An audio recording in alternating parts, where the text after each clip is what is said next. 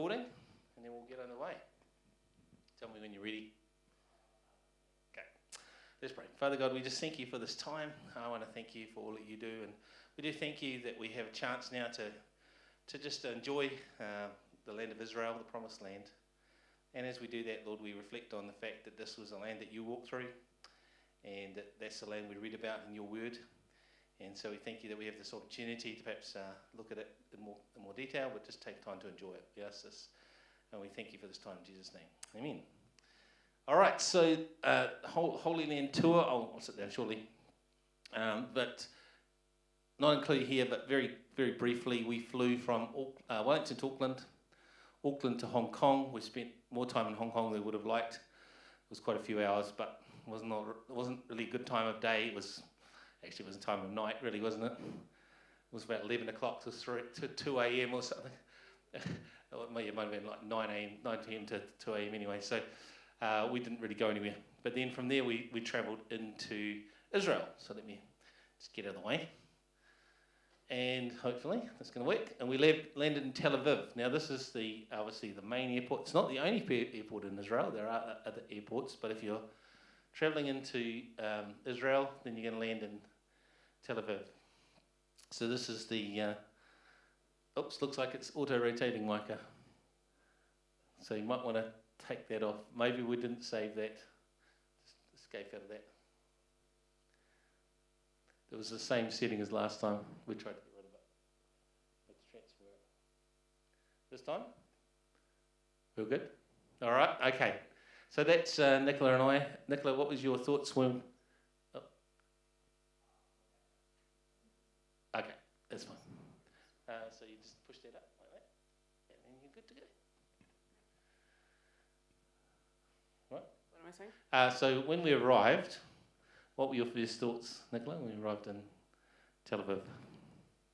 I wasn't particularly impressed. My one's not on up. No, that's her one is the blue one, but she'll probably get a little more than me. I'm not as loud as him. I'm a loud mouth. All right. Yeah, so I wasn't overly impressed with Tel Aviv, to be honest. I thought it was really busy, dirty, and hot. But yeah, it was very busy. Cultural overload. As she said, quoting, it looks like it's trying to desperately still do auto function there, Micah. As she said, quoting Wizard of Oz, or re-quoting as Wizard of Oz, it might have stopped anyway. Looks like I've managed to. We're not in New Zealand anymore. We're not in New Zealand anymore. Instead, we're not in Kansas anymore. So we happen to be right in the middle of a very vibrant, busy market called the Carmel Market, and essentially people are shouting, pretty much from early morning through to the evening, shouting out, come and buy their stuff in different languages. Most of the time you can't understand what they're saying.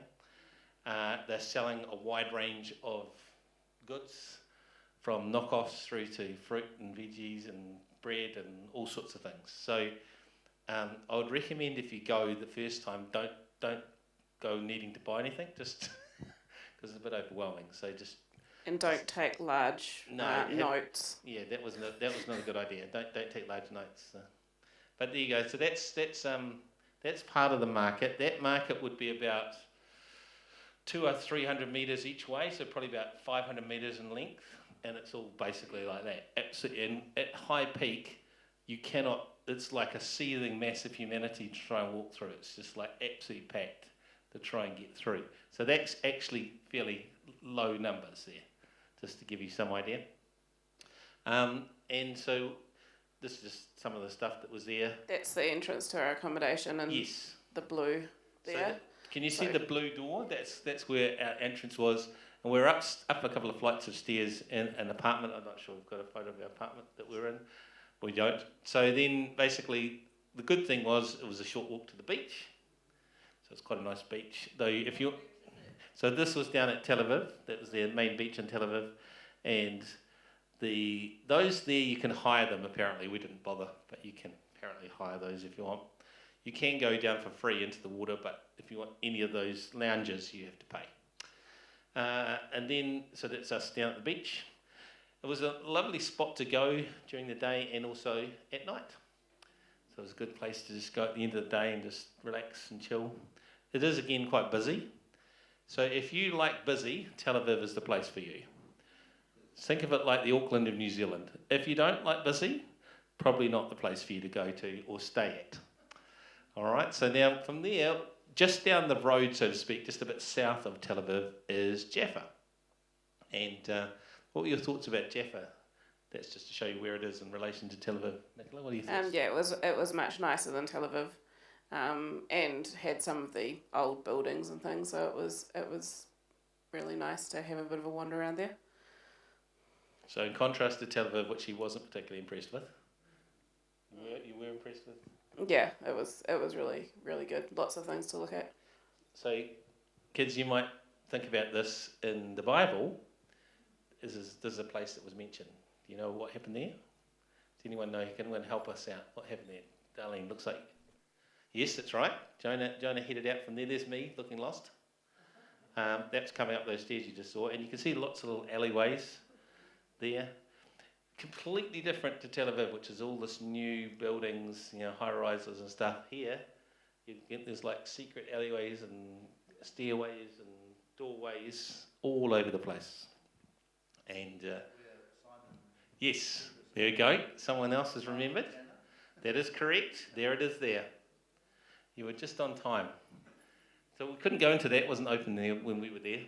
So, but I'll just go back. So that you're coming up, you notice we're walking up. So we've started down by the port. That was where the port was in biblical times. They've shifted it, obviously. Well, there is still a port there, but the main port is somewhere else now. So you're going up into the city.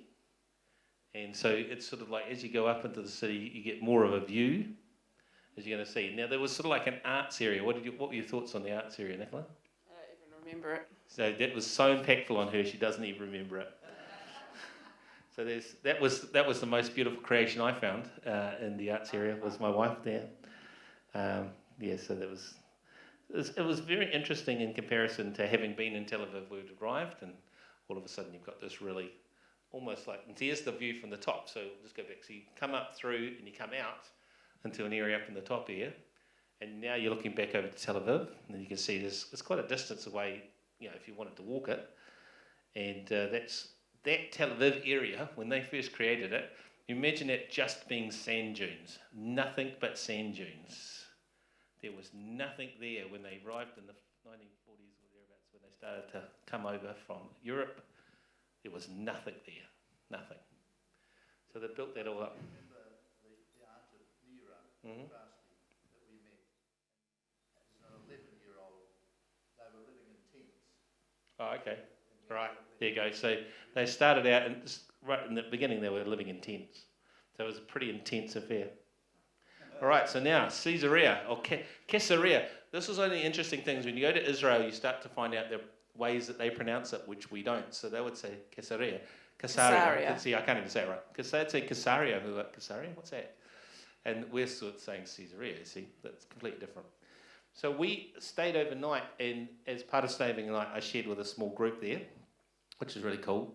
And this is one of two groups where I had my former boss, Scott Brown, from the States. He's returned to the United States. Two home groups. I met two Jewish ladies, both knew Scott Brown. It was like I was being tracked the whole time. But so that was nice to be able to share with this group. They were in Binyamina, which is just out of Caesarea. So I was just sharing with them about what we're doing in New Zealand. Then we went to the actual ruins. So you've got to think about Israel as not one time period of ruins. There are thousands of years of history, and people come and people go, and so some parts are maybe 4,000, some parts are 2,000, some parts are 1,500 BC, 500 AD, and so on. So here we've got a much later, this is more in the Crusader period. This is in the AD period, probably about 1000 AD or even later, maybe 1200s.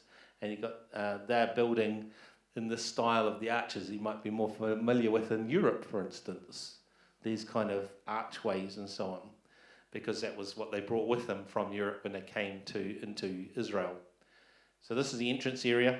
and then from there you go out, and this is out by the seaside, and there were various ancient locations. Well, this is one of the larger areas of Roman ruins out in this area. So Caesarea, kids, let's think about this, and adults, you can help. Where's that in the Bible? What's that got to do with? It is in the Bible. And while we're waiting, what were your thoughts on Caesarea, Nicola? Oh, apart from the... I like the lizard. She liked the lizard. This is No, it was beautiful. It was beautiful. That view was amazing. Yes, that's right. This is a great space to be. Sorry? Okay. All right, so looking, that's looking one way, and then you turn around and look the other way.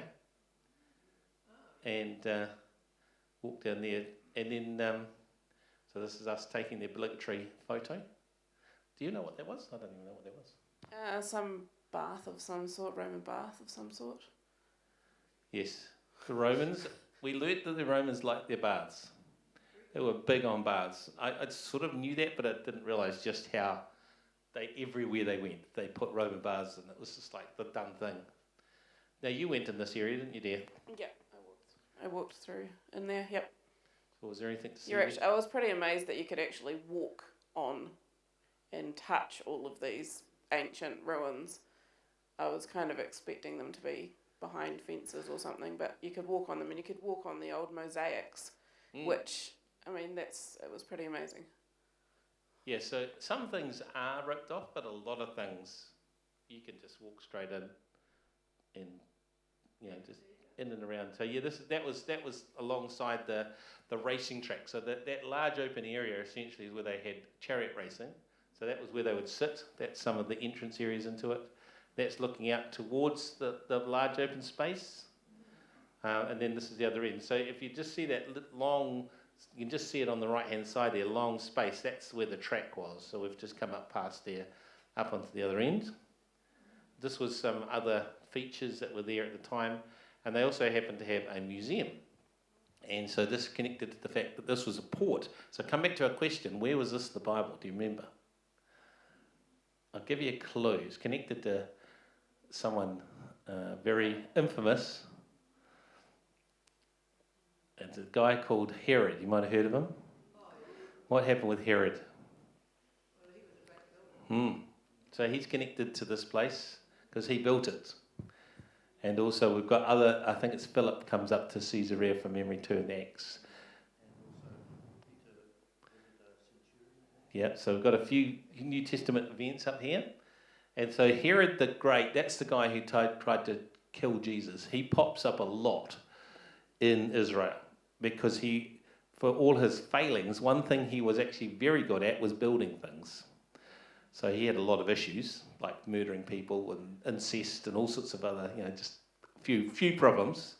But one thing he did do well was building, and he built things to last. In fact, they are still there today, whereas many things aren't. So this was one thing he did. He built this artificial port on Caesarea as a sort of a thank you to his client emperor. Well, he was the client king, the emperor that was over him. And they reckon that this was probably the largest artificial port in ancient history to be constructed. Most ports were built around existing sites. This was completely just constructed into the sea. And so there's a lot of history there with the trade, because it continued to be used for many years afterwards, of course. But today it's not really used. So here is another structure. Now let's see, who can guess what's this? Yes, correct. Well done. Top marks. Aqueduct. So one of the things that they had to do was bring in water supplies to these large areas where we were just looking. This is further down the coast. And they would bring water supply in from further away. So this is just showing us. So these were, on the top, there were like canals. Since we've left, part of that has actually collapsed since we were over there. I saw a news article about part of it having collapsed, so we got to see it before that. Yeah, hopefully not that part. Say cheese. Uh-oh. Yeah. So these structures were all built as part of feeding water into that that space that we, because obviously there would be hundreds, if not thousands of people down there. They need water. There wasn't a lot of water there, so they had to bring it in. So this is what Nicola was talking about. You can walk on the mosaics, like ancient mosaics, and you can just walk on them. We thought that was a bit weird, that you could just allowed to walk around on these things. There was no sign saying don't walk on them. There was nothing. You just go and walk on them. So, that's a bit strange. But we wanted to have a look at all the different pictures. So you can see there, if you look closely, kids, you'll see different animals. There's a couple of birds there. There's a flamingo, looks a bit, and a pelican closest there. And some of them are the same, but many of them are different. And that whole area is all of, if you put it under some shade and cleaned it up, it would actually look pretty amazing. And this was a museum full of interesting artwork, wasn't it, dear? That was sort of in the middle of nowhere. And we got taken by friends of Nigel's. Yeah, so like millionaires had built it, but it was free to go in, which was interesting. Anyway, so then from going up to Caesarea, we then moved into Jerusalem. And Jerusalem was where we were part of the reason for going, which was the Chosen People Global Ministries International Staff Conference. Isn't that a mouthful? So you can see there, that's a couple of hundred, if not 300 people in there from all around the world. So Chosen People has branches in, I think, about 16 countries, if I'm correct, somewhere about that many. So we are just one of, over a dozen countries, close to 15, 16. And they've come from Germany and America, Canada, Europe, Australia, New Zealand. So across the world, South Africa, across the world, people have come together for this conference. So that's why we went. That was our key reason for going. But of course, while we were there, we thought, well, we might as well get to see some of the country as well. So that was the work side of it, and then the rest of it was the tourist side of it, I guess. So this is Nicola. You want to talk about this one? A couple of Nigel's colleagues actually took me into Jerusalem, and this is meeting with a couple of Israelis who they had met when they came to New Zealand, and they took us to have hummus for lunch. What did you discover about hummus? I discovered that traditionally it is served hot. I did not know this. Who else knew that hummus was served hot? I didn't. Well done if you did. So that was a new one. And so Nicola got to have a look around. Now I was this was in the conference, I was doing work-related, ministry-related things.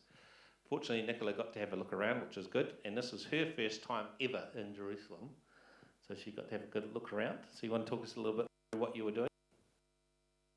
We basically just walked through the old city because I hadn't been there before, so I was definitely keen to have a look. So that was coming through the Jaffa Gate, I think. Yep. And we just walked through from one side through to the Wailing Wall, and then... Yeah. There's shops like this all through the old city. With shopkeepers desperate for you to come in and spend lots of money. Yeah. Oh, yeah. And these alleyways are everywhere. So if you weren't got a good sense of direction, you could certainly get lost in Jerusalem. So these sort of shops, there's hundreds and hundreds of them all through the city. And they really like to overcharge you for them, for the things that you buy as well, yeah. So what were your thoughts here, then? Well, this is the first time I'd ever seen the Western Wall or the Wailing Wall. So it was, it was kind of very strange to be that close to something that I'd only ever seen in pictures. And what did you have to do, because there's a division there, isn't there? Oh yeah, there's women are on one side and men are on the other, and also the woman that I was with was wearing shorts, and so she was given a sari covering to put around her over her legs before she could go down to the Wailing Wall, and then there's a box that you can put them back in as you're going out again.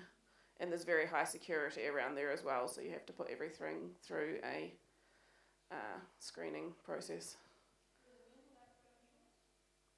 No, they wouldn't be. No, I don't think so. No. Although they seem to be, it's kind of...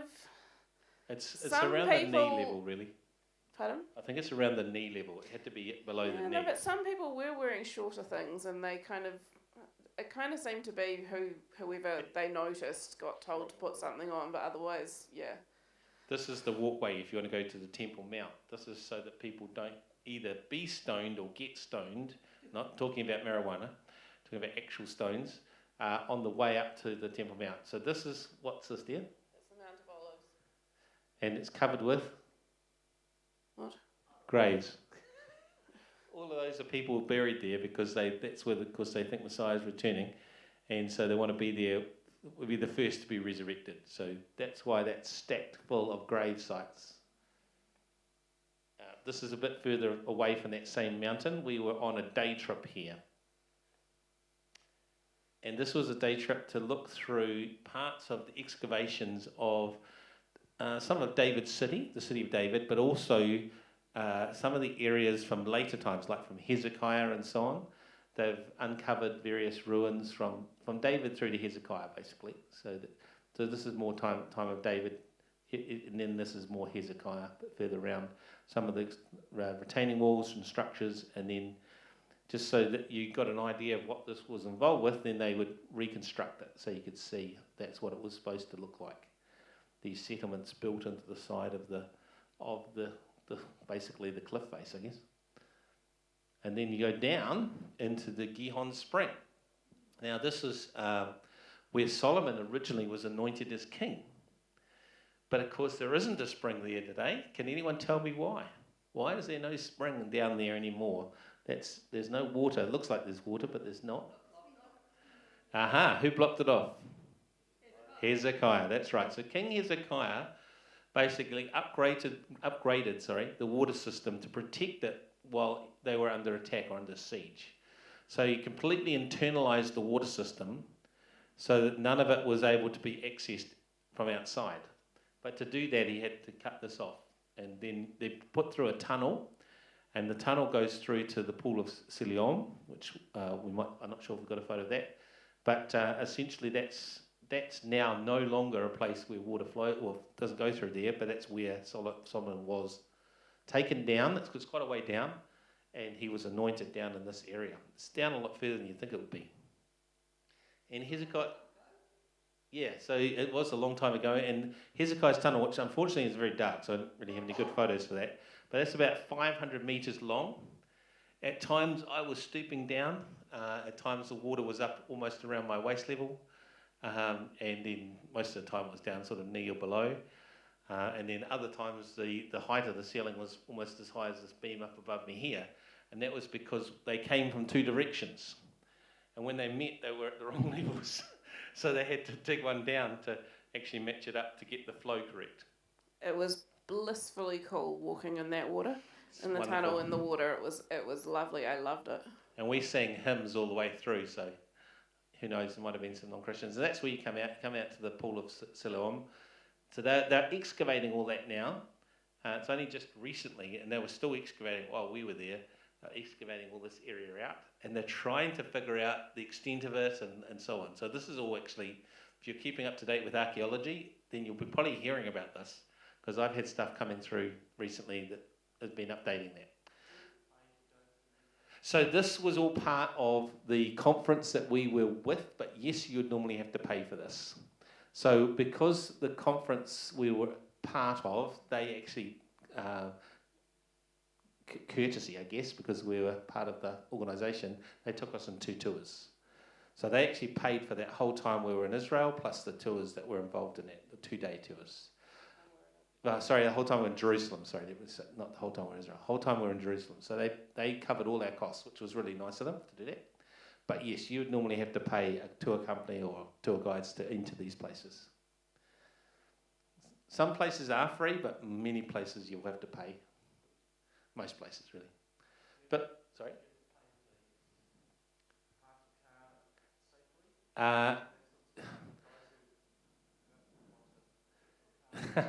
We did have a rental car for 2 weeks. We didn't really have that problem, but then again, we stayed out of major cities. So that could be a possibility if you were in a major city and people saw you and realised, oh, this looks like a tourist. But most of the time, no, that's not going to be a real problem.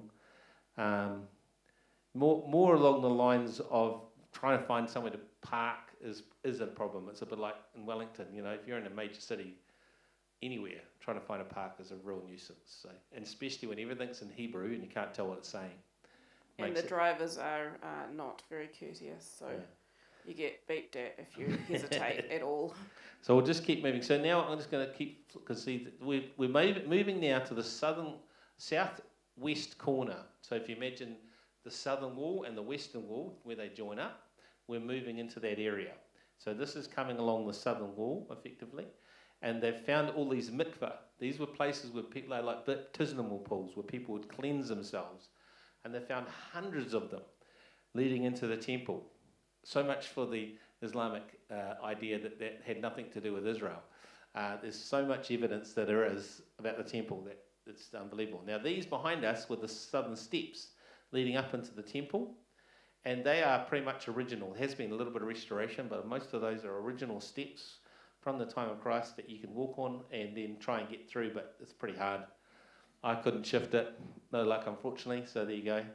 I did my best. I was really pushing it there, but there you go. So that, oh well, you can see there's me. I'm just under 6 foot, so that thing would be close to 5 foot something rather high, and you can see that's not a big stone. There were ones that were probably about 3 or 4 times that length. So that's sort of a medium.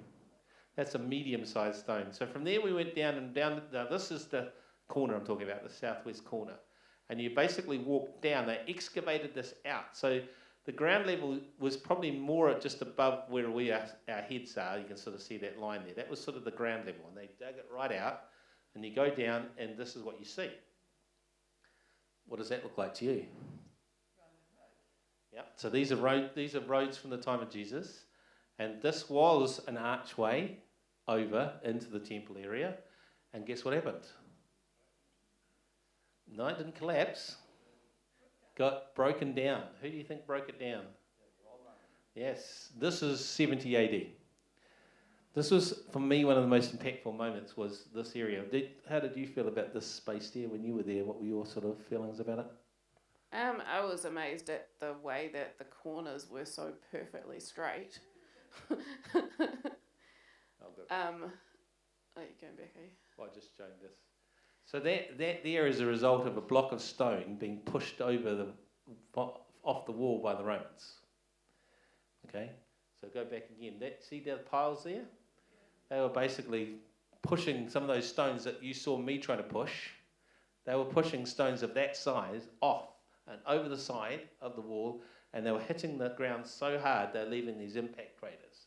They're so big and so much. So the Romans basically pushed all of the building stones, as Jesus prophesied, off the Temple Mount. The only stuff that's left is the retaining wall, but Jesus specifically said it was the buildings. He didn't talk about the retaining walls, the buildings, and his prophecy was fulfilled. This is evidence of it, and for me that was actually quite an amazing thing to be standing right there looking at the evidence of what Jesus said was going to happen. All right, so this western wall, this is our tour. We went through there, and then we basically, I'll just speed up because otherwise it's going to take too long, but we're coming out through Jerusalem, through now back to the Jaffa Gate, and what's commonly known as the Tower of David, but it's not really David's tower. It's from a much later time period. It's a citadel that was built later, but it was sort of attributed to David mistakenly, and it's sort of the name stuck. But it's got really very little to do with David.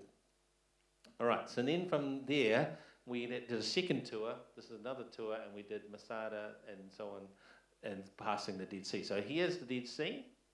So here go Levi. Where's he's probably not listening. Levi, this is the lowest point that you can go on the surface of the earth. This is over 400 meters below sea level. So you imagine the sea. If I was swimming in the sea, I could swim and then I'd have to go down 400 meters to get to this point.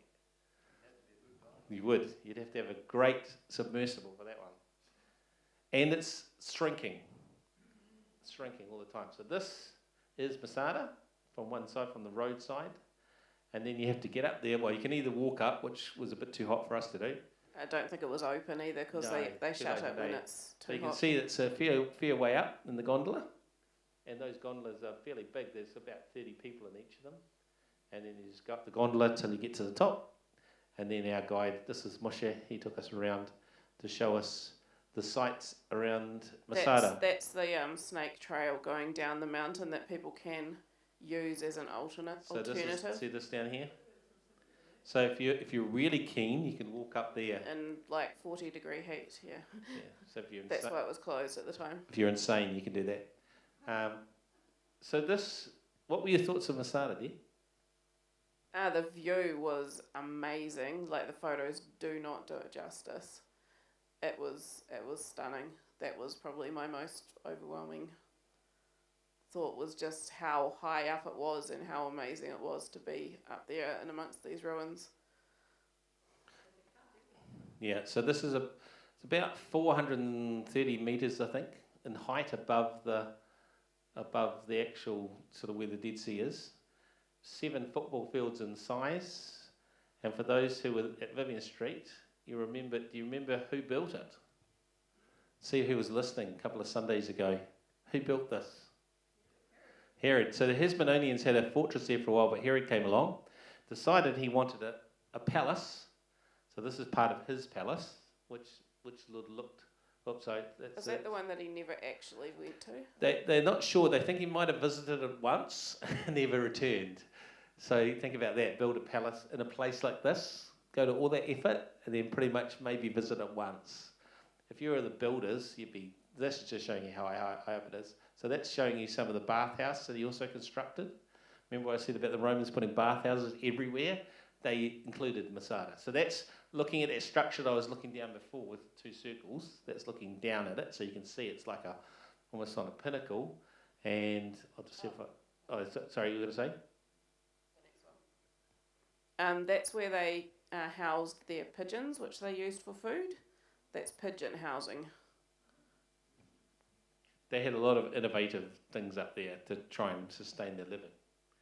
That's the ramp, or what's left of it, that the Romans used to storm Masada because there was a tragedy in around the 70 AD time. This was the last stand against the Romans.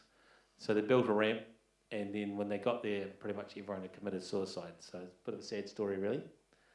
And that over there you can see is the actual Roman camp, what's left of it. So if I go back, go back. That was the ramp, and then off to this side over here is the camp, which is over here. Yep, still there today. So there's lots of features. Do you know what that one was? Okay, forgotten what that one is. But you can see there's quite a lot of construction up there, different buildings and building sites. They had all sorts of different features. Half of them I can't remember now. I think that's a cistern. Yeah, so they had water systems and all sorts of things. They had an aqueduct at one point coming in again, bringing water in.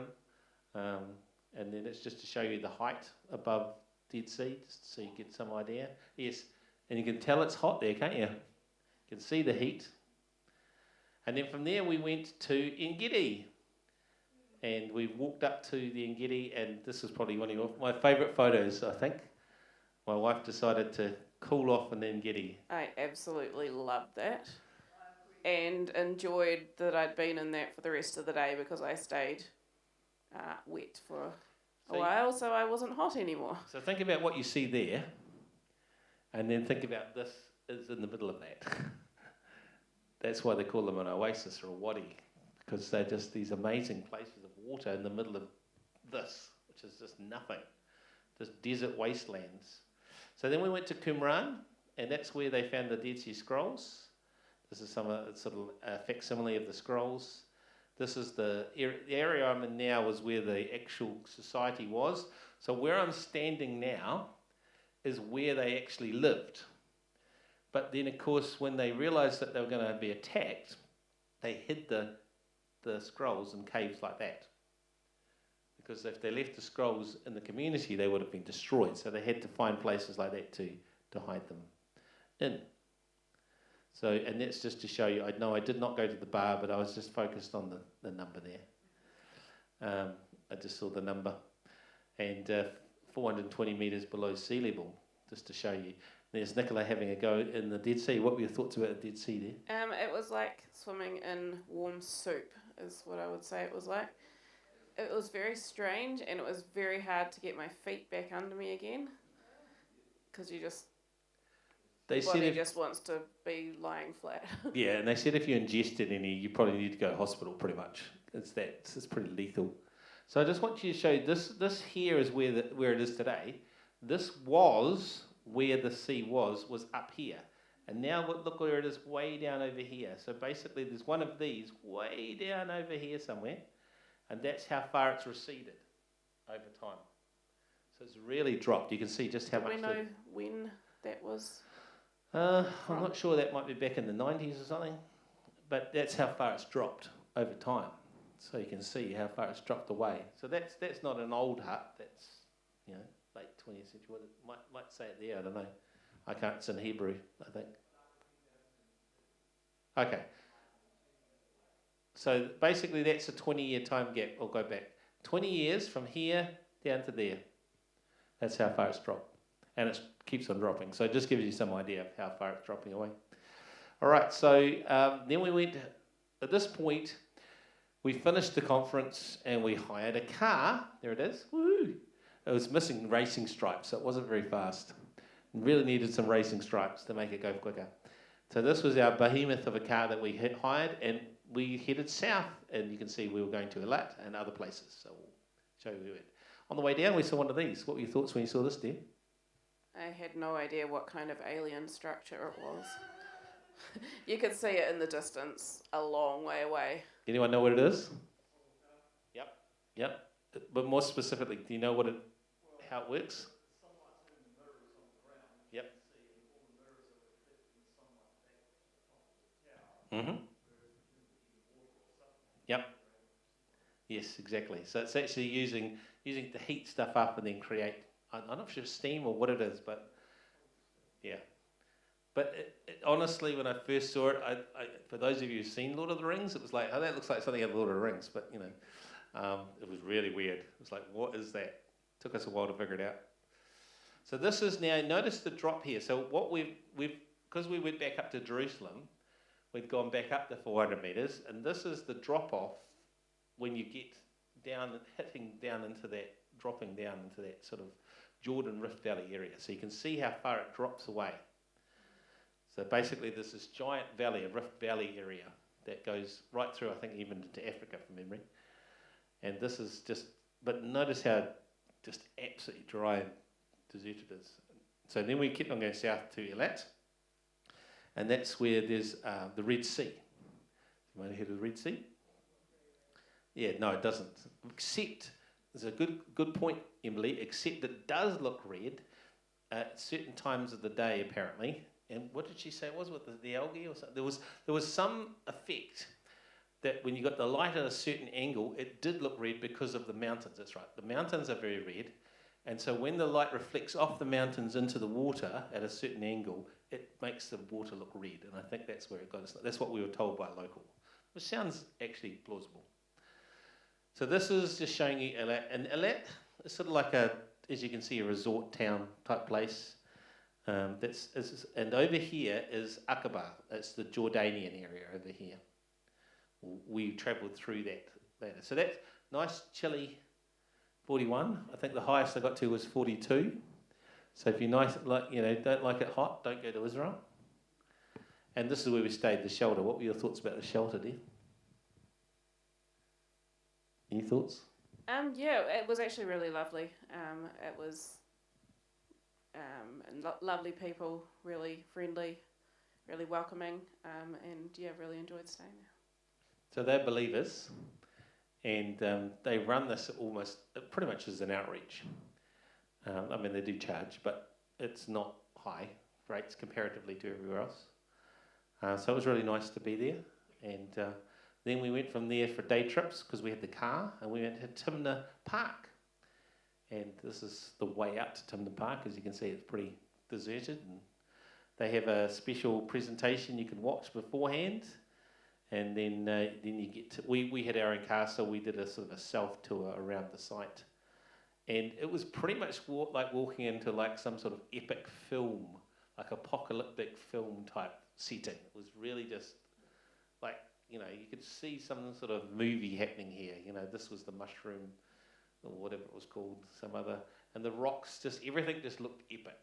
You know, it looked almost ridiculously over the top, like Hollywood, but it was real. And there's just these epic structures, these rock structures everywhere. These are called the Pillars of Solomon. Now, the place was well known for its tin. They have some of the oldest tin mines in the world there, which were originally the Egyptian tin mines. So keep that in mind, that the Egyptians were mining tin because they used those to make mirrors. So we'll come back to that in a second, but this is more of the columns of Solomon and other features around the place, things that look like pyramids, but they're not, they're just rock features. You can see it's pretty amazing. And this is what they have there. Does anyone remember what they did with the Egyptian mirrors in the Old Testament? Yes, they made the laver, which was part of it was bronze, or was it bronze maybe? I don't know, one of the two. They made the mirrors out of them anyway. That's the laver there. So effectively, when they made that laver, and they ended up back here, or in this area later on, they pretty much brought the tin back to where it originated at one point, which is quite interesting to think about the fact that they'd made it out of tin, taken to Egypt, and then brought back to the land again. So this is a full-size model of the tabernacle, and it's run by believers. It's a separate organisation. You do have to pay a separate amount to go into it, but I think it was worth it. And what were your thoughts on the tabernacle there?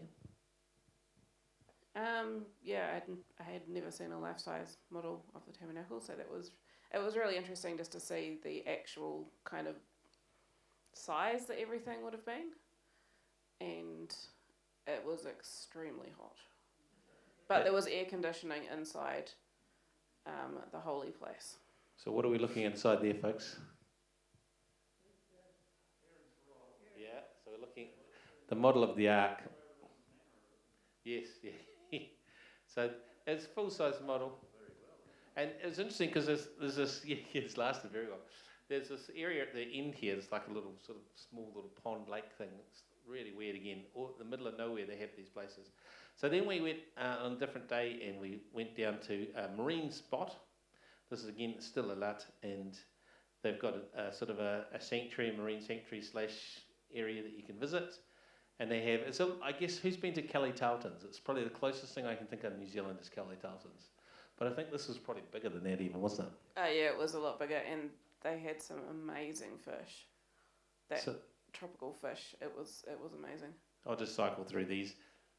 So this whole area, it was a marine sanctuary, and you walk out, and then you go down into this inside, but you're looking into the sea. So this is actually the ocean, the actual sea area. So that one was, but I don't know about that one. Some of them are. So that's different creatures they have there, and these were close-ups. These were actually little tanks inside, further in, but some of them were outside as well. So they have them in different areas.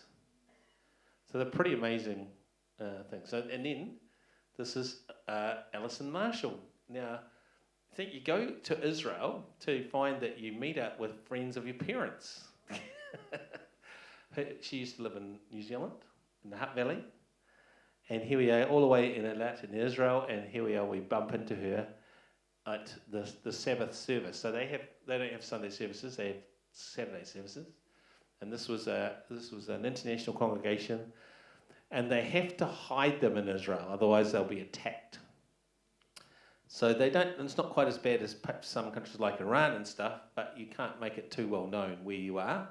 So they had this downstairs in we'll call it like a mall. It was almost like a downstairs basement area in a mall, and there's no signage or anything to say what this is. You just have to know where to go, and you know where to go because people tell you.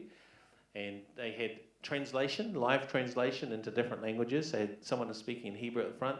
You get a little earpiece that sits on the outside of your ear, little pack, and they translate it to you in your language. So they had Russian, English, and I'm not sure if they had any other languages, but they had at least those that were being translated live while people are speaking. So Alison's over there. She's pretty much she's living in the land now. So she's going to be spending, as far as I know, she's going to be living there for the rest of her life. So Yes, so she used to be in the tabernacle, but she moved on from that. So then we got Jordan. So I probably need to pick up the pace here. We're going to go for a day trip into Jordan to see Petra. Nice, cool, fresh day, isn't it? You can see there. This is again the landscape. And then we're walking down a long path down past ancient carved out, basically grave sites that people had carved out over different centuries and so on. And you walk down this path. It's almost like a canyon path that you walk down through this epic. Again, it's epic is the only word I can think of to describe it. That you walk through these different canyon areas. For those of you who have eschatological interests, this is where Micah says that Israel is going to be gathered, the remnant of Israel. And you can see how it's so easily would be very easy to defend an area like this because it's only got this pretty much this narrow access point into it. So this is us just walking down. I'm going to keep moving. Yes. Well, no. Yes, that'll be at the midpoint of the tribulation, time-wise. So along here, I don't know if you see it. There's 2 rows of. Let's just see. You can see them here. 2 rows of collection for water. So they had what they do when it rains. The water will run down the outside and then collected along here and run through pipes. That's when it was working. It's broken now. And those pipes would take the water through to the agriculture. These ones here on this side, they didn't worry about the water whether it was drinkable or not. That was just for to go into the ground. So they actually used lime to seal it. And lime, of course, would be very deadly if you tried to drink it. But if it's going into the ground, it doesn't matter. But on this side, this pipe down here was enclosed. And that brought water in from far away and down this system. This brought water in like an aqueduct type thing, except it was through a pipe this time, into that area. So they had a very advanced water supply system. And you can see a bit of it there. So one was for agriculture, the other was for drinking. This was a dam that was put in place to prevent flooding and things like that. That might probably come later on. And then we've got walking through down to the bottom. We'll just keep going. And then we get to the famous part. You've probably already seen this in loads of photos. This is what's called the treasury. And again, it's a grave. It's an advanced grave or place, mausoleum, I guess, for someone who was buried, but their body isn't there or anything. So it gives you some idea of the height, and it's pretty impressive. They basically carved that from the top down.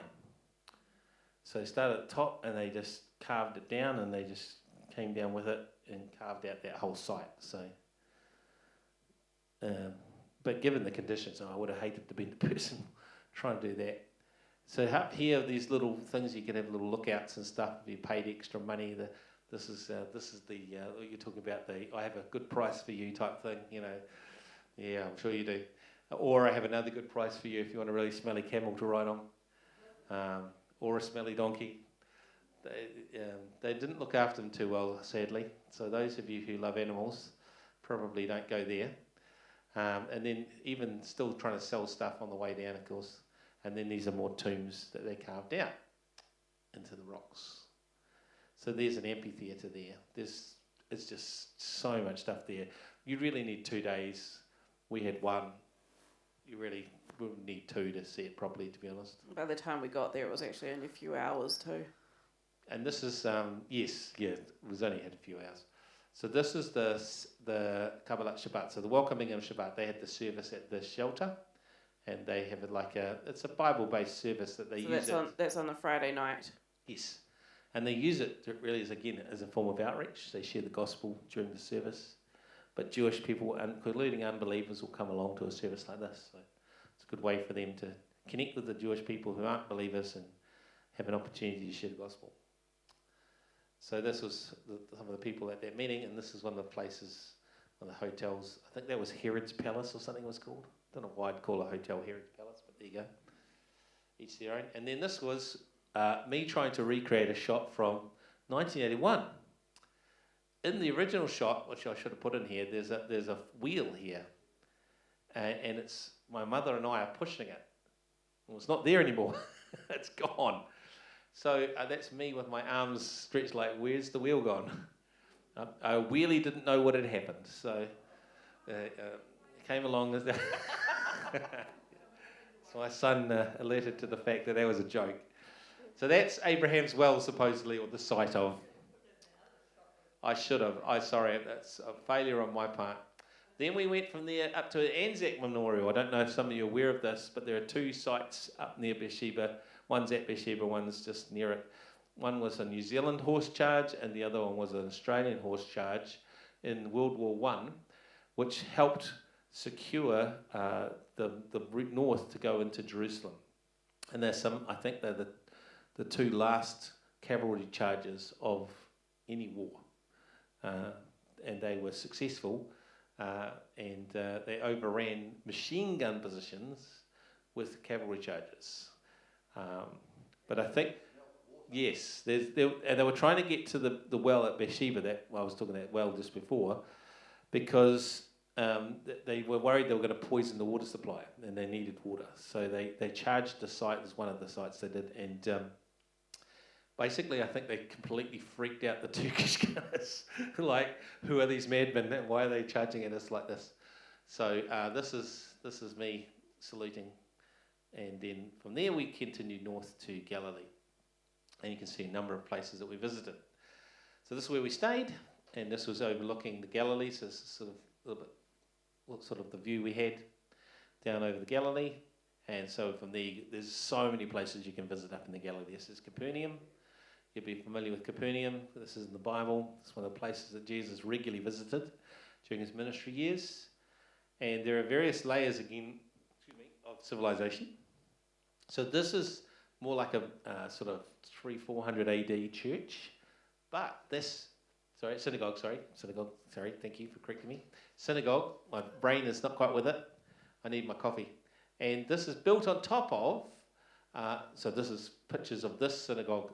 This is later on, so this is about 300 years after the time of Jesus.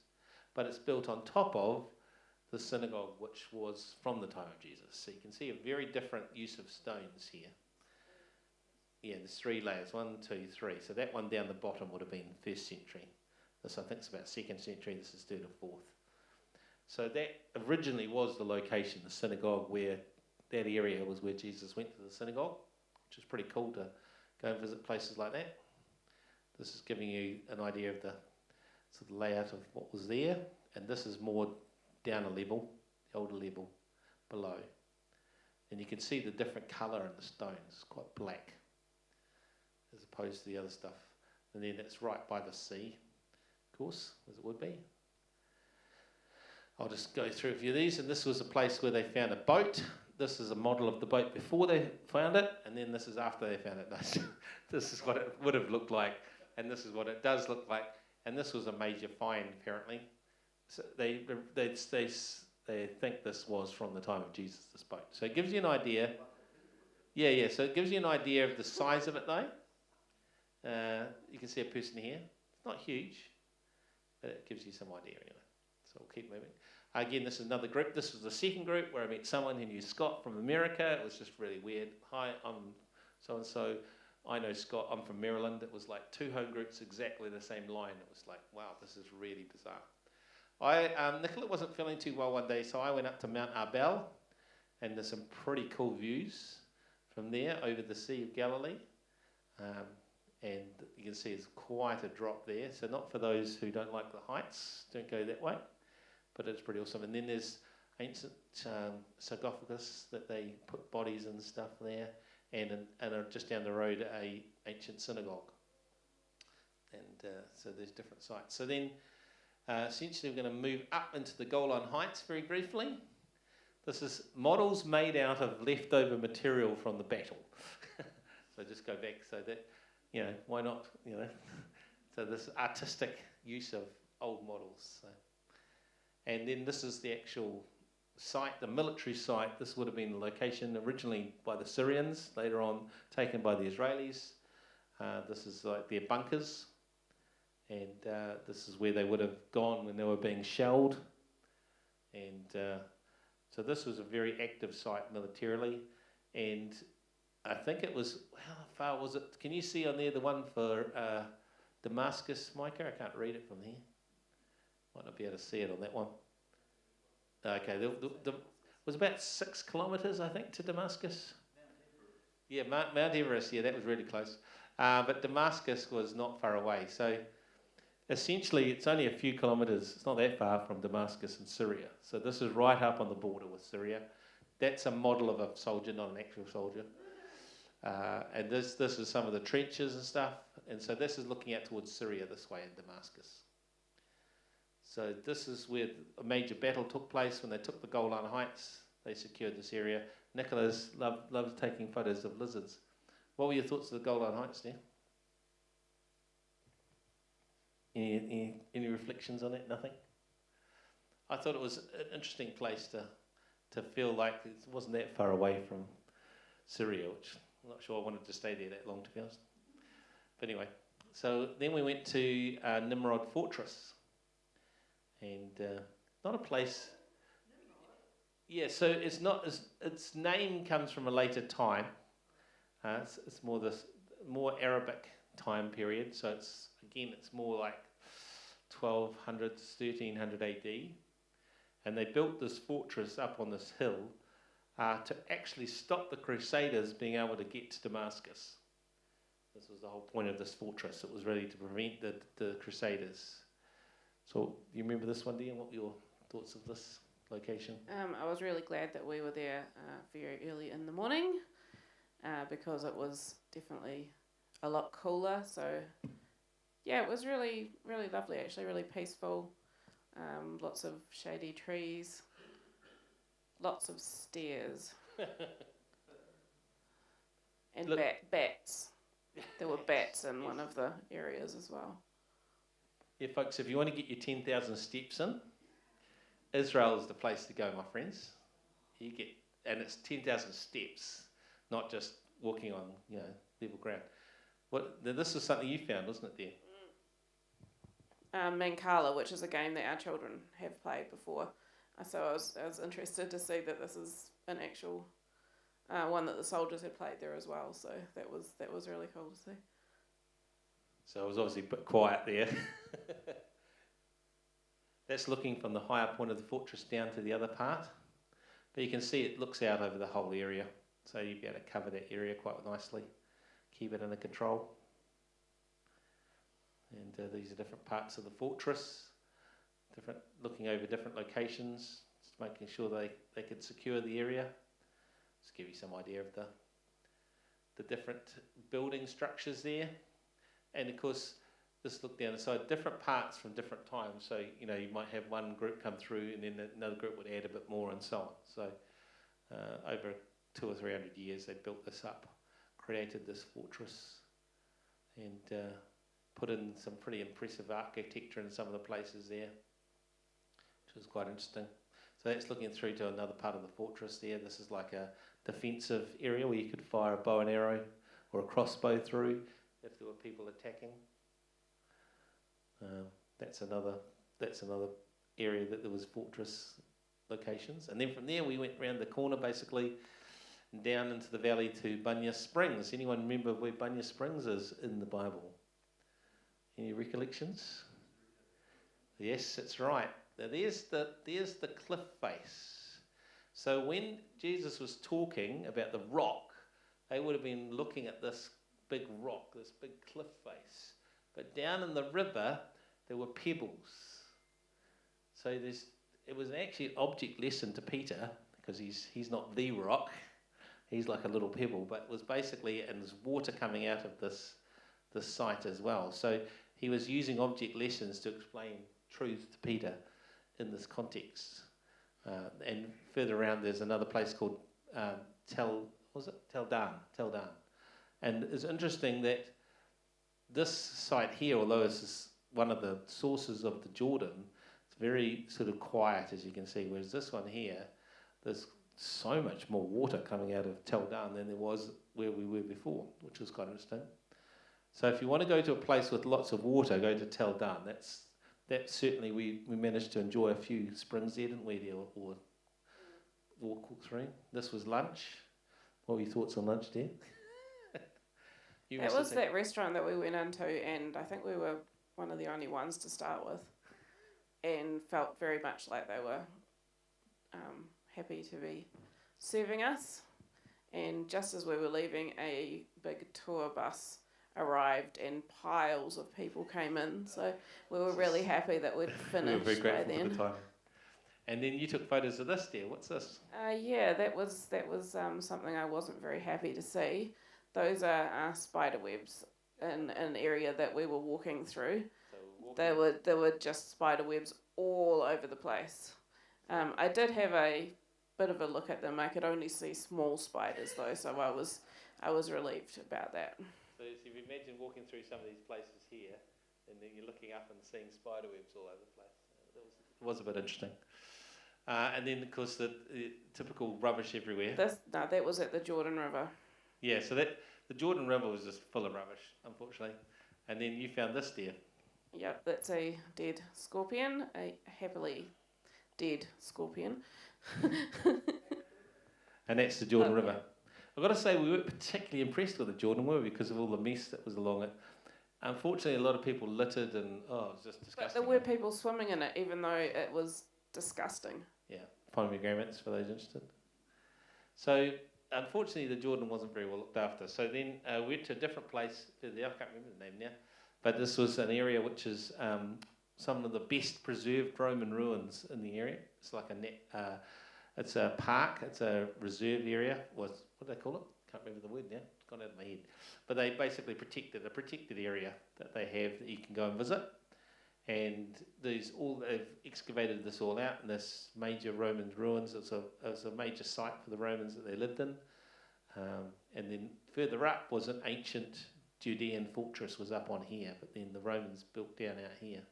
We chose not to walk up there in the boiling sun. At about 40 degrees, it was like, nah, can't bother. And it's got one of the best preserved amphitheatres. And you can see here, they still have concerts there. So it's quite cool to see. Bishan, thank you. That's what I forgot. So you can see this. You can sit in these amphitheatres, and they will actually there were guys setting up for a concert while we're there. So you could actually go and listen to a concert, which would be pretty cool. But they're well designed. So this is just some of the entrance areas into that amphitheatre, and some of the ruins around the amphitheatre. We'll just keep moving on because we're running out of time. So it's just to show you, it was a lot. So that's looking back at the amphitheatre there.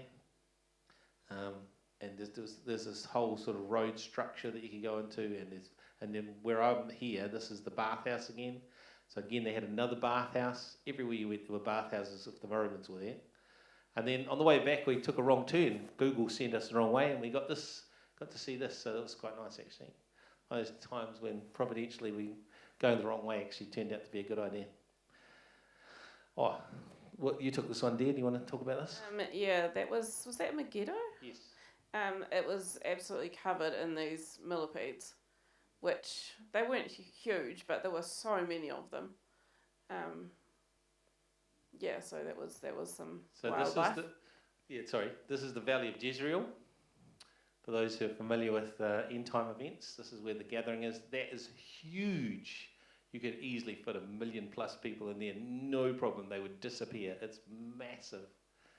This is a huge valley area, no problems fitting vast quantities of people in there. So Megiddo, 26 layers of civilization in some of the parts. What were your thoughts there, Megiddo? Or on Megiddo? Were you impressed or not? Or was it too hot to be impressed? I think it was really hot and I was really tired by then. There was different layers. They had stables, which I found really interesting. Yes. Like really old horse troughs and things. So this is some of the layers. That's a Canaanite altar there. And then, I don't know, he's not particularly stable, this guy, but he got lost, I think. I decided to take him home with me. Yeah, took a wrong turn. But there's the stables there. There's a trough. That was all developed later. So you can imagine there was Canaanites and there was Israelites, and they did different layers, and the others came and so on. So 26 layers of civilization in some of these parts. It's pretty amazing. So that's the trough there. And then this is to create a water supply that the enemy can't get to. So you walk down into this site, way down in here, right down. Look how far down you're going. And at the bottom, right down all these stairs, you get to the water supply. Now, because it's not there today, because you're walking through it, but that's where the water supply would have come in. And it goes this long tunnel, and you come back out again, and there was like a secret exit they covered with a stone where the water came in originally, and so you come out further down. But this is coming out back onto Megiddo. So Megiddo was a pretty amazing place, lots of history. And then from there we went to Bunya Springs. No, not Bunya Springs, what was it called? I can't remember what it's called. My brain is blanked. It is a spring, but yes, help me out here. Mental blank. Yes, thank you. This is where Gideon and his men drank the water, and where he took it from, what was it, 10,000 down to 300, I think it was, from memory. Thank you. See, Dad's good. His memory's better than mine. It's not a good sign, is it? So we enjoyed the springs at Enharod because it was very pleasant.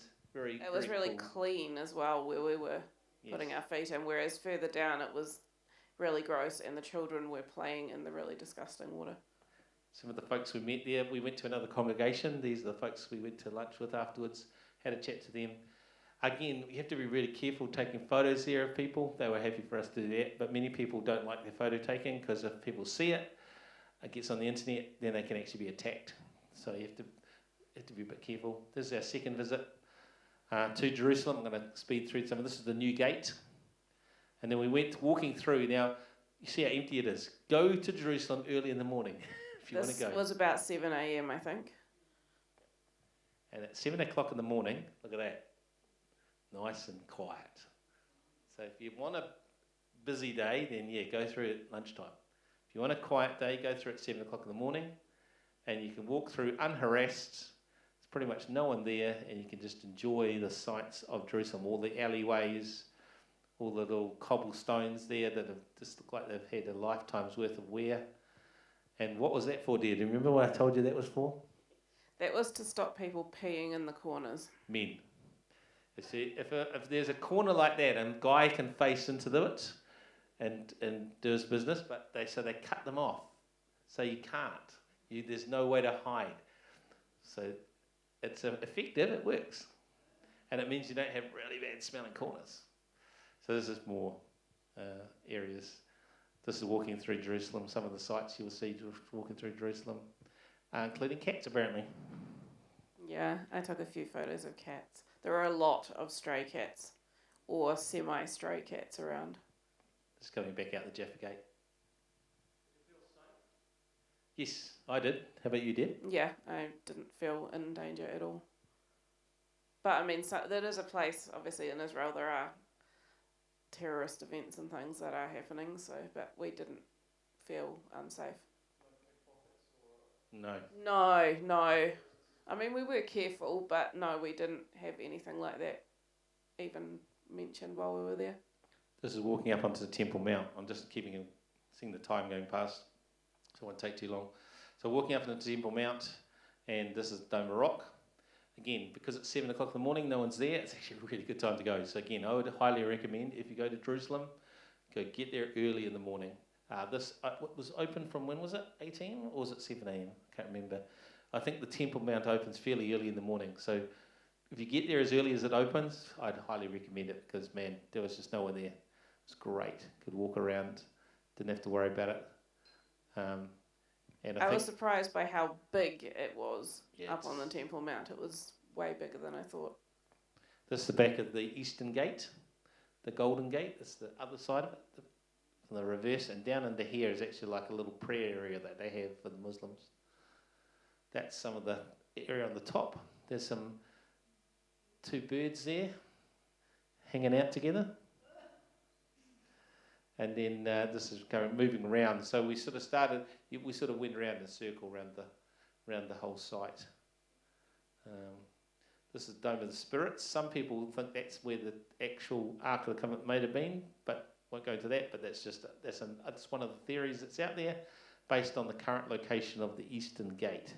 But of course, that depends if that's where it was in Jesus' time, and it's hard to know because no one's allowed to excavate anywhere along there because it all belongs to the Muslims. So that's looking at. Yes, yeah. So that there is a theory out there. The issue is we don't actually know where it was. We know where it is now, but we don't know where it was in Jesus' time because no one's allowed in that area to excavate out and dig out. Oh, right. All right, I'd have to look at that one. I don't know. But anyway, so this is coming back off the Temple Mount, and then we went down into the Western Wall tunnels. That's a synagogue that was in there. Now that's a big stone.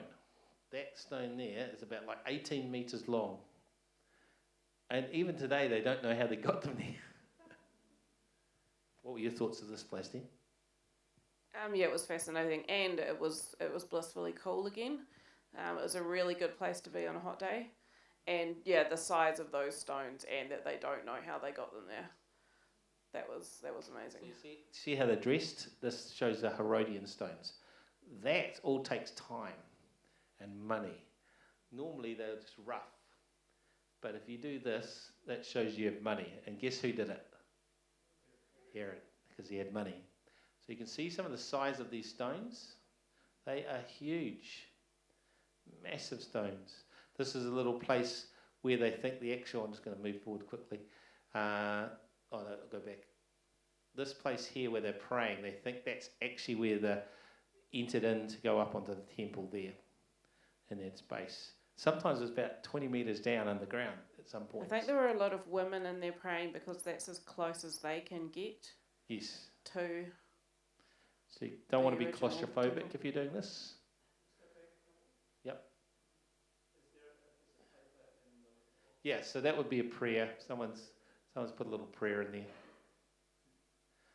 And then what we discovered, what I never knew, was at the end of this, you come to this part that was blocked off, and actually what was there, I'm just going to skip forward a couple, was an aqueduct.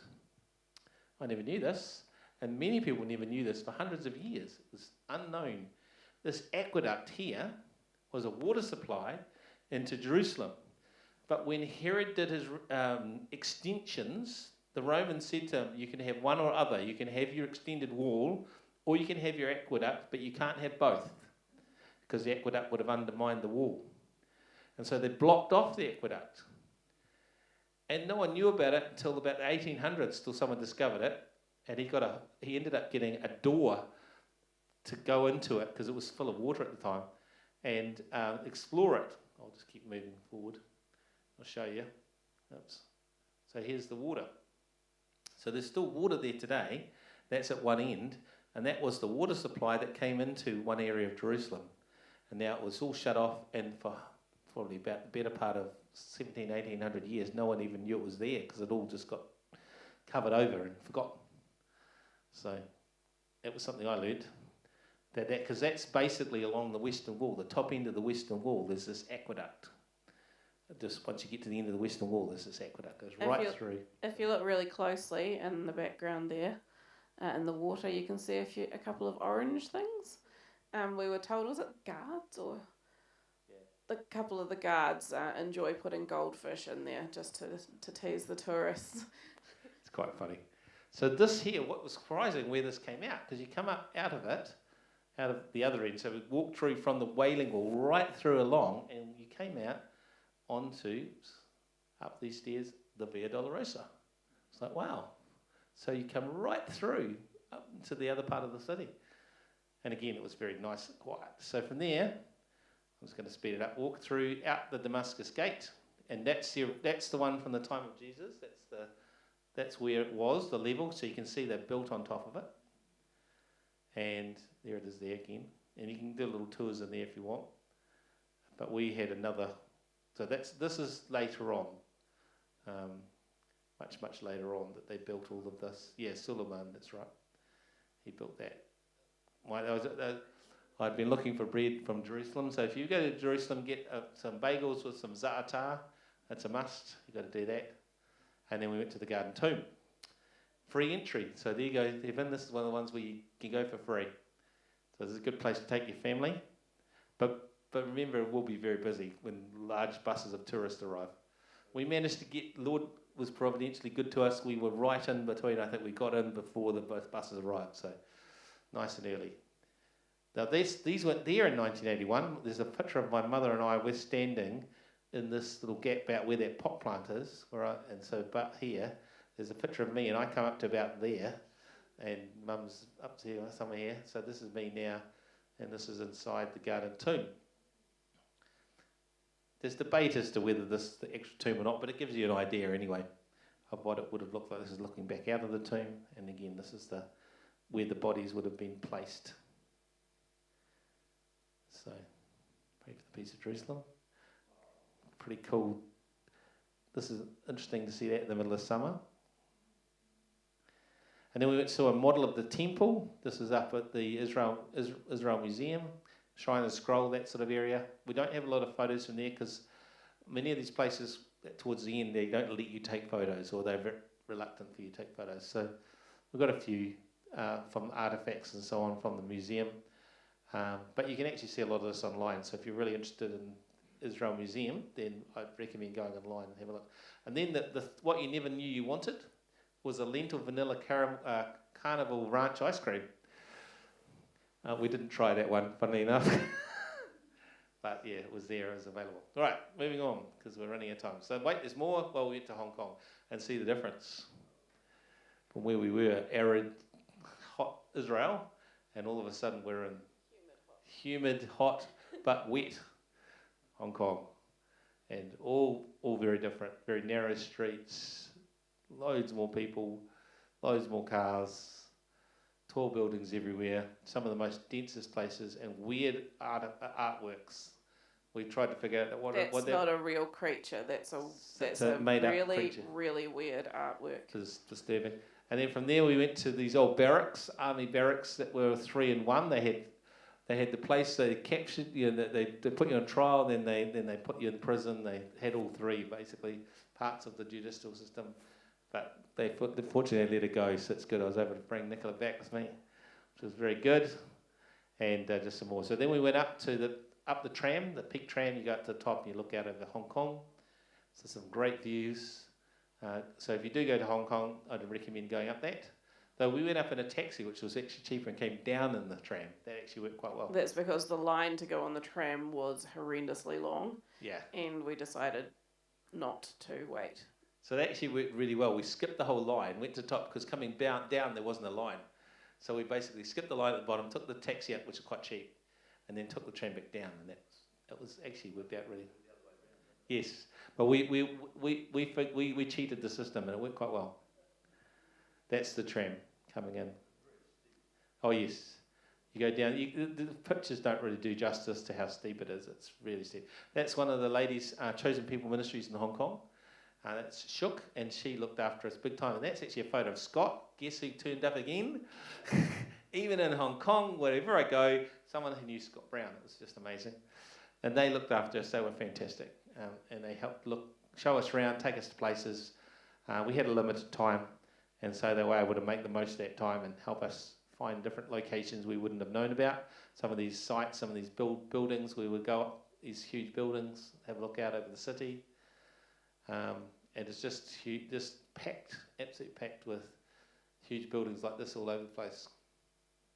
And then one of our final things we did was went on this old Star Ferry, and those were there when I went there in 81, because these predate 81, and they're still the same ferries. They've painted them, but they're the same ferries. So I could have gone on one of those back in 1981, which is over 40 years ago.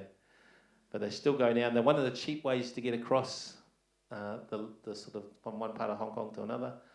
And there's architecture from the British influences, of course, sort of like a clock tower that they put in place.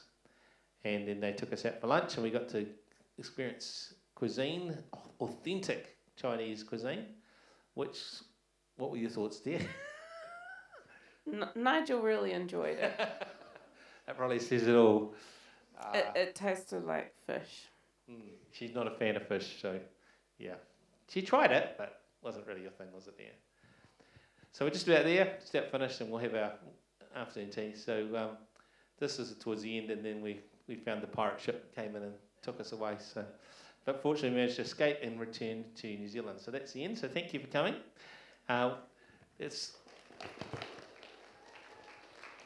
Let's pray, and then we can have some well-deserved afternoon tea. Father God, we thank you for all you've done. We thank you for your blessings to us, but also as we've gone through this, I pray this will be encouragement if anyone's been, to remind them of their time there, or if anyone's considering going, that this would encourage them too, because it's a fantastic opportunity, Lord, and I thank you for the privilege of having been able to go. And so just pray for the afternoon tea. We're going to enjoy together, time of fellowship, and also for safe travel home for everyone too. So we ask these things in Jesus' name. Amen. Right, if you want to stay and ask questions, you can. Otherwise,